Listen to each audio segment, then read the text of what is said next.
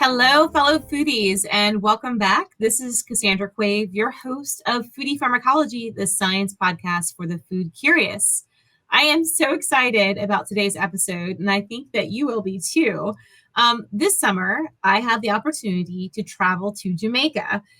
It's the beautiful land of wood and water in the Caribbean, and a gorgeous island full of lush forests, clear mountain streams, coffee farms, and sugarcane fields. In addition to being the home to such natural beauty, there are some other very fun things to do in Jamaica, like touring the legendary Appleton Rum Estate. When I went there, I had the chance to taste some deliciously aged rums, and I even got to take the Joy Spence experience tour. So you may be wondering, who is Joy Spence and how is she linked to the Appleton Rum Tour? Well, Joy is the first woman to hold the position of master blender in the spirits industry, and she just happens to be the guest on our show today. Hi, Joy. How are you? Hi, great to be on your show. It's great to be here with you. I'm gonna share a little bit more about your background because I think it's really fascinating because your training really brings in some interesting characteristics from chemistry and also taste. So let me share this with everybody about your training background. So Joy went to the University of the West Indies, where she earned a Bachelor of Science with first class honors. And she spent some years teaching chemistry before moving on to England to pursue a Master of Science degree in analytical chemistry, one of my personal favorite topics, by the way, at the University of Loughborough. And forgive me if I butcher the name of the university, where she also graduated with honors.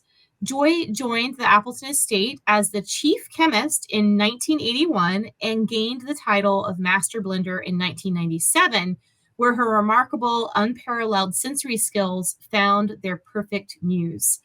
And so during the past 40 plus years, Joy has created some of the finest, most highly awarded rums the world has ever seen, including the Appleton Estate 8-year-old Reserve and the Appleton Estate Rare Blend 12-year-old. Joy created the Appleton Estate Joy Anniversary Blend, which was released in 2017 to mark her 20th anniversary as Appleton's master blender. Joy's hard work and dedication, not only to Appleton, but also to the country of Jamaica and the global rum industry, has earned her one of the highest Jamaican civilian commendations possible in 2017. She earned the Order of Distinction as Rank Commander, which I think is a really cool title, in addition to 2 honorary doctorate degrees, a Grand Dame Award for the most influential female in the spirits industry from Tales of the Cocktail, and being named as one of Fortune magazine's most influential women in food and drink. I mean, and the list of honors goes on and on. But Joy, it's such a pleasure to meet you and speak with you. And it's great to see such an incredible role model to women in chemistry and see what you're doing to really impact flavor in the world. Thank you. Great. So let's start maybe with a bit of the chemistry and work our way to the rum. What can you share with us about how your background in chemistry informs your skills as a master blender?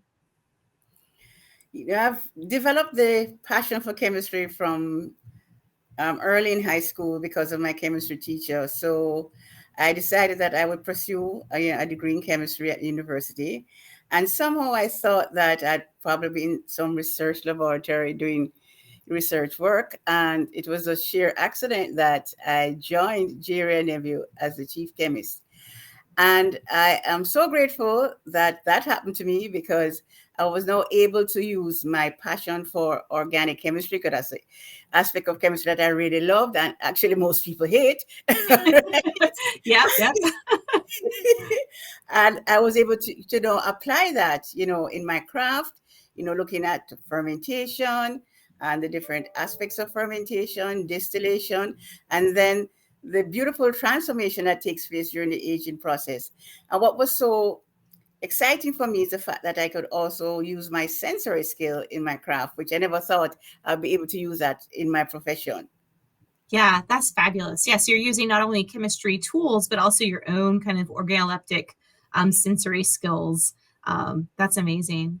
Well, I wonder, Joy, if we could go back to the basics, because I'm not sure that all of our audience actually knows how rum is made. Would you mind walking us through, like, what does it take from start to finish to make a Mhm. really high quality rum? Well, what makes Appleton Estate so unique and different is that we have so many elements working together to create the final complexity in our rum. So it starts with our geographical location. So we're located in this beautiful valley that's surrounded by karst limestone hills. And these hills actually have water flowing through the membranes of the hills from one section to another. And because of this geography, every day at about 2:30, we have daily showers of rain. And so this is perfect for growing the sugar cane because it's always lush green and we do not have to use any form of artificial irrigation. We grow over 10 varieties of sugar cane, and these two have an impact on the taste and aroma profile of our rums. We now harvest the sugar cane every 12 months, usually between January to May. And then the sugar cane is sent to a sugar factory where sugar is produced, and then the byproduct is molasses, which is a Mhm. starting material for making our rums. To the molasses, now we add water from our natural spring, and that water filtered through those limestone hills upwelling at a cave on our estate. So it has a nice, sweet, soft taste, and it too has an impact on the taste and aroma profile of our rums. In addition to that water, we add our specially cultured yeast that has been handed Mm. down since the inception of rum making at Appleton Estate. And again, the yeast also creates its own specific flavors. So once we add that beautiful water and the yeast to the molasses, fermentation begins where we convert the sugars in the molasses into alcohol. This is completed between 36 and 48 hours. And now we have fermented molasses that has 7% alcohol. So we now have to find a way to concentrate that 7% to give you your final product, which is rum. And we use distillation to do this. And we use a traditional small batch copper pot still distillation, which goes back to the inception of rum making. And during this process, we're creating nice, bold, complex, very intriguing flavors in our rums. But we also use a more modern method of distillation, the column still method, which produces rums with very light flavors. Now, we can produce several different types of pot still rums, each having their own chemical specification and flavor profile. And we can produce several different types of column still rums, each having their own chemical specification and flavor profiles. Once we distill these, we ship them individually via road tankers into Kingston, and that's where we start the aging process. And we age in number one select once used bourbon barrels, which are the most Mhm. expensive barrels in the industry. And it's then that this magical transformation takes place, where the rum moves from a colorless spirit to a golden spirit, developing beautiful vanilla, coffee, cocoa, hazelnut, butterscotch, almond notes as the rum ages. And it's that vanilla production during aging that makes the rum so smooth and mellow. So the older the rum, the more vanilla that is created. Oh, interesting. Okay, so you have these bourbon barrels, by the way, these are made of oak. Is there a Yes, particular yes. oak from okay, great. And then when does the blending occur? Is that something that occurs after they've aged in the barrels? So when we age the rums, for different periods of time, we then come to the final part of the process, the blending. And this is where we combine art and science. So this is where we combine different pot still rums, different percentages, different ages, with different column still rums, different percentages, different ages, to create those beautiful flavors that we have in the Appleton Estate range. That's fabulous. Oh wow, so there's so many interesting and intricate steps along the way. I want to back up to the beginning and talk about the varieties of sugarcane. So you said that you had multiple varieties. Mhm. Are these fermented together, or are they fermented kind of as single species at a time? No, they're fermented together. Okay, cool. Um, and then let's talk a little bit more about what do you mean by the pot still? I mean, when I think of small batch anything, I'm thinking small, like, in my hands, kind of a small batch, but actually these are not small. These No. are huge pots. So can you describe that process with a little bit Okay, more so our detail? copper Yeah. pot sales consists of the copper pot kettle, which holds 5,000 gallons. 5,000 gallons. Right. That's big.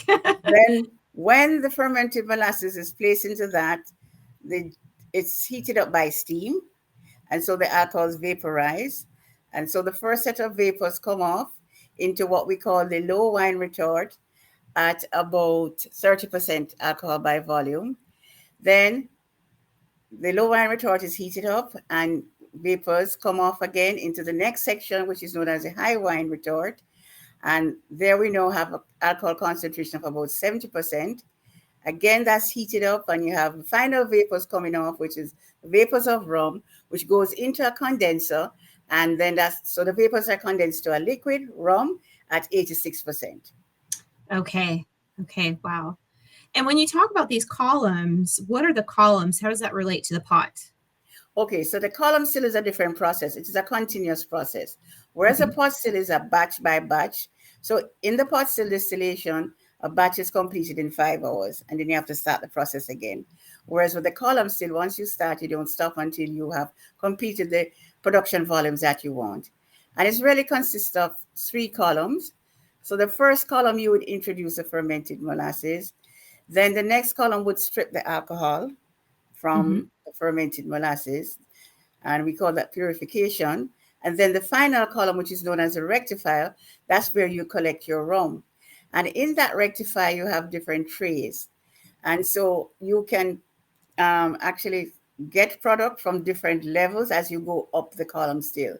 The lower down you are, the more flavors you're getting, and of course, the lower alcoholic strength. So if you go to the very top tray, you're getting a product almost equivalent to pure alcohol and at like 96%. Oh, wow. Okay. That makes a lot of sense. Okay. All right. So we have this alcohol. It goes into these once used bourbon barrels for aging. And let's talk a bit about this aging process. I had the opportunity a number of years ago to visit Highland Park Distillery on Orkney in the northern coast of Scotland, where they're they have barrels of whiskey. And I remember them talking about how with the cool temperatures, you don't lose a lot of the alcohol, but Jamaica is not cool. And I'm wondering how much alcohol is lost during the aging process. And I believe, am I right in saying that's called the angel share? Like, what is that all about? Okay, so first of all, the type of aging that takes place here in Jamaica is known as tropical aging. So our rums age 3 times as fast as it would in a cooler climate such as Scotland. And so we have that advantage where our 12-year-old rum, for example, would have to be aging for 36 years in Scotland to get that same flavor development. Wow. And this has been proven scientifically by the Scotch Whisky Institute, incidentally. But we age at 80% alcohol by volume, which is a much higher strength than what they would age at in whiskey. And because it's very hot and humid, we do have a very high evaporation loss, which in the industry is known as the angel's share, but in Jamaica we call it the duppy share. Oh, the duppy. Oh, I love this. So I brought back home a bottle of duppy sauce for my husband. And this is for the audience. Can you explain what a duppy is? So a duppy is a spirit or a ghost. So we refer to a spirit or a ghost as a duppy. So because we're losing so much rum, they say that the duppies know where good rum is. And so they go into the warehouse and take it all out. Yes, it's the ghost share. The spirits are drinking up the spirits. So Very we nice. lose an average of 6% per annum because of the high alcoholic strength and the temperatures at which we age. Whereas in Scotland, their average loss per year is about 2%. Wow, that is a big difference. So really, when you talk about an 8-year-old rum, that's very different in terms of actual aging than an 8-year-old Scotch because of the temperature differences. Okay. Because I remember I mentioned that vanilla production. So if you're to look at an 8-year-old Scotch, the taste will be equivalent to like a 3-year-old rum. Okay. That's fascinating. Because it doesn't have the vanilla production as yet, as you would say in our 8-year-old rum, and all the other flavors that are created during that process. That's great. So one other thing that if I'm remembering correctly from our tour, which was a fabulous tour, by the way, for any of you that are listening that are considering a trip to Jamaica, this is something you have to do. It's a lot of fun to see the whole process and visit this a huge warehouse full of barrels that are aging. And of course, you get to taste some really nice rums while you're there. But one of the things I recall from the tour is about how bottles are named. So am I correct in remembering that if you have an 8-year-old bottle, it can't have anything younger than 8 years old in that bottle when you blend? Correct, because we Mhm. adhere to the minimum age system. So when you see this 8 on our package, the youngest rum in this blend had to sit in the barrel for a minimum of 8 years. We can have rums older, but the youngest is what is declared on the label. Okay, great. So what's the biggest age span that you've ever mixed, Joy? Have you ever played around with just mixing a really old one with a very young one before? Yeah, well, the oldest rum we had, minimum age was a 50-year-old. Wow, Yes, which we blended and bottled to celebrate the 50th anniversary of Jamaica's independence. that's great. That's great. So when you are blending, can you walk us through that process of what types of characteristics are you looking for when you're blending a new rum? It depends on the expression that we are blending. So, if we're starting from scratch from R&D, research and development, we would get a guideline as to the taste profile that we want in the final blend. Then based on that, I would now select the specific rums that when blended together would create these flavor profiles. So of course, would create several prototypes. Then we go through the testing of the prototypes and then select which one is closest to what we want in the market. That's great. And so for detection of these volatile compounds, I mean, in the industry, are folks using tools like GC mass spec or HPLC, or what types of chemical tools are being applied to the subject? Because I mean, I know there are a lot of chemistry grad students that listen to the show that would probably be very interested in seeing how they could apply their skills maybe in the industry in the future. Okay, so first of all, basic analysis, starting from distillation right through to the end of aging, is, every rum has a GC profile. Okay, so Okay. we're looking at the aldehydes, we're looking at the esters and high alcohols. And so we have an low and upper limit for each of those components for each expression. And then now for detailed analysis, we use the GCMS because we're looking at the what we call fatty acid productions during Mm-hmm. aging, vanilla creation, and other flavors such as beautiful almond and spicy notes. So the GCMS now gives you the more detailed breakdown, because on the GC it just gives you what we call the top level analysis, and then the GCMS now breaks it down in more details, into your long chain fatty acids, etc. That's great. So that's really cool to see. So GCMS for the non-chemists in the audience is gas chromatography, mass spectrometry. And this is a type of chemistry tool that we can use to basically inject and analyze different substances to look at their volatile or kind of some of the compounds that have certain aromas to look at what diversity of compounds are there. That's really exciting. So Joy, what have been some of the biggest lessons that you've learned in the industry? I mean, this is all fascinating. What are some of the biggest adventures you've had? I'm just curious about this, your whole career trajectory. I am also the global ambassador, and so touring the world, I've had so many wonderful experiences. And I think one of them that actually tops the list for me is actually taking a helicopter and landing on a glacier in New Zealand, Wow. and then drinking Appleton Estate with the glacial ice. It was just an unforgettable moment. That's amazing. I think that's something not most of us get to try. That's awesome. Yes, it's not many people get to try that. So I've had, so many wonderful experiences all over the world. It's really has been an amazing journey for me. So it's not just from the science aspect, but just, the cultural aspect, just, exploring different cultures and see how people enjoy Appleton Estate. That's great. And so what does the industry look like for future master blenders, is there a sort of apprenticeship program, or how does one become trained in this special art of blending?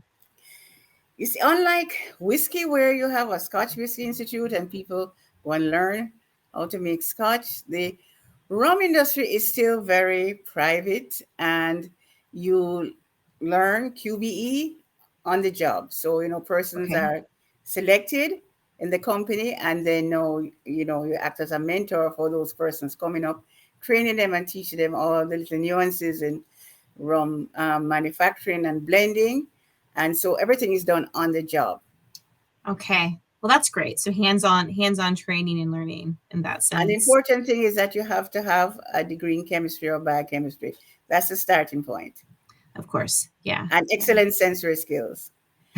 And I would also say that since, let's say, the late 1990s, the master blender is now more of an ambassador and a spokesperson. So you have to have a little PR savvy. We also, before they used to just stay in a little room and would do their blending, no contact with the outside world. But no, that has changed significantly. Yeah. So you No, can't be shy. absolutely. You can't be shy.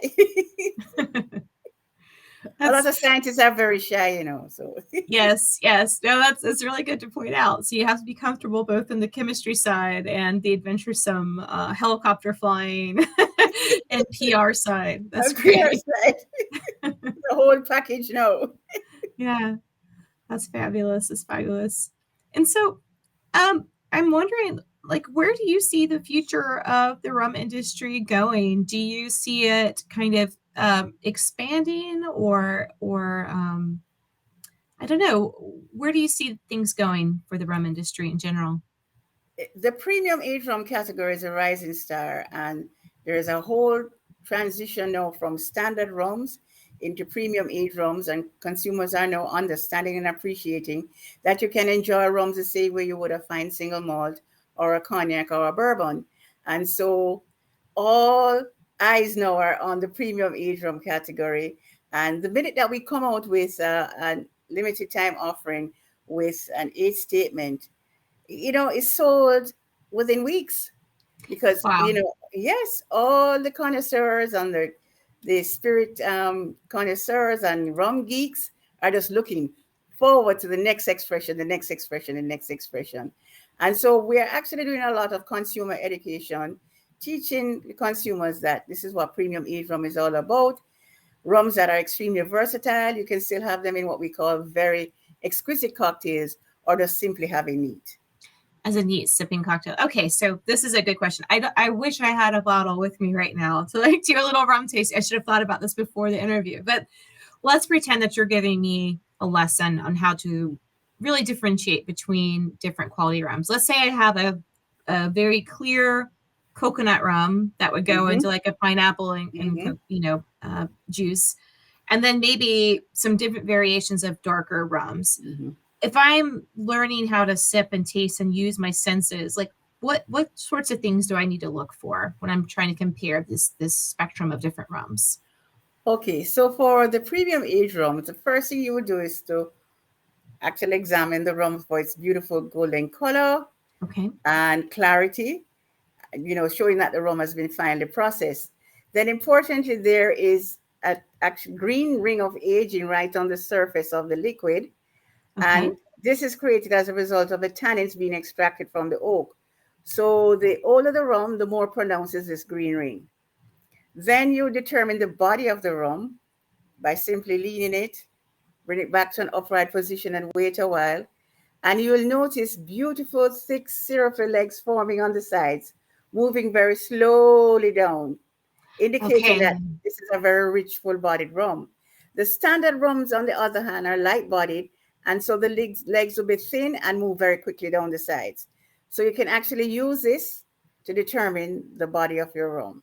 Determine whether it's, if it's a light bodied or full bodied. But if you're looking at a premium aged rum, it's full bodied. Okay. So we'll So look at the color, the green ring, and the body. that's So great. now yes, go Oh, that ahead. was great. That was great. So my question was, when you talk about legs, if you're tipping the glass Mm-hmm.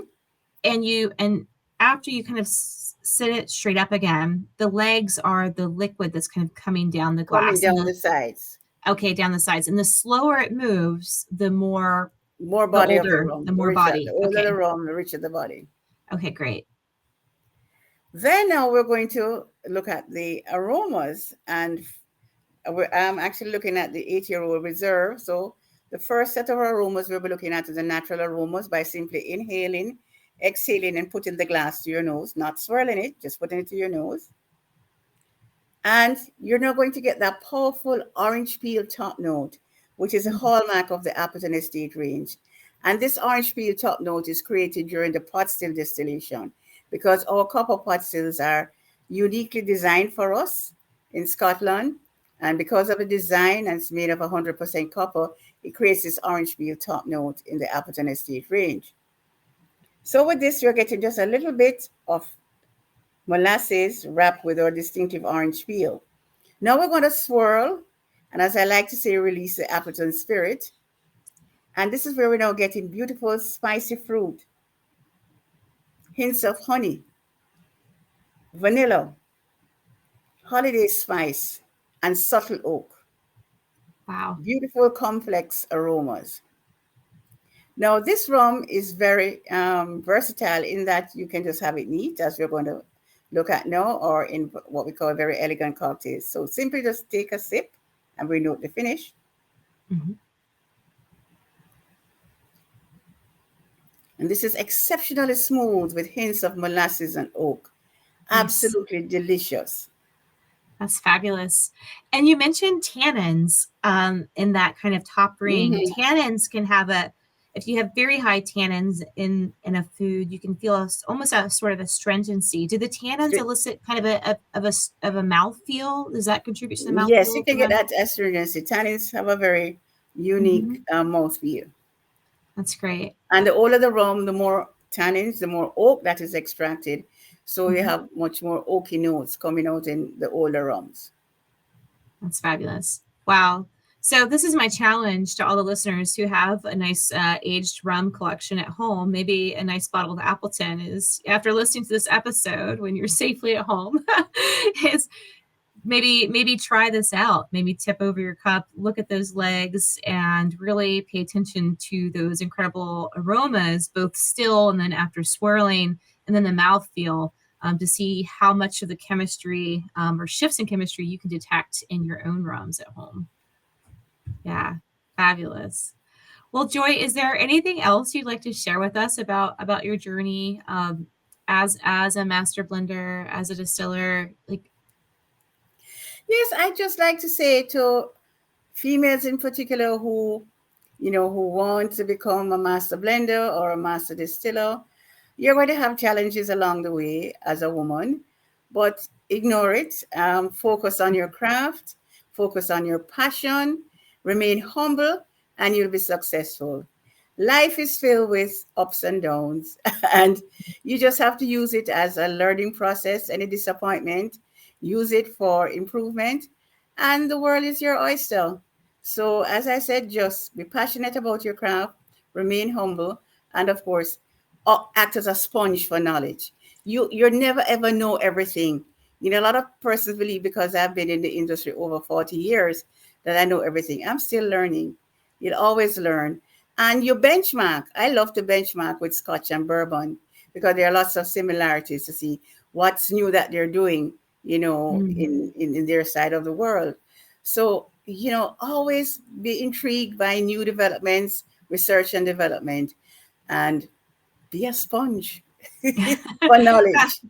That's fabulous advice. I think that can apply to women in science across many different disciplines. So thank you for that. That's fabulous. Well, thanks so much, Joy, for coming on the show, and it's been a real pleasure. And I'm definitely going to be dipping into a nice 8-year-old as soon as I get home. Please try. And thanks again for having me. And hi, everyone. And bye from Jamaica. One love.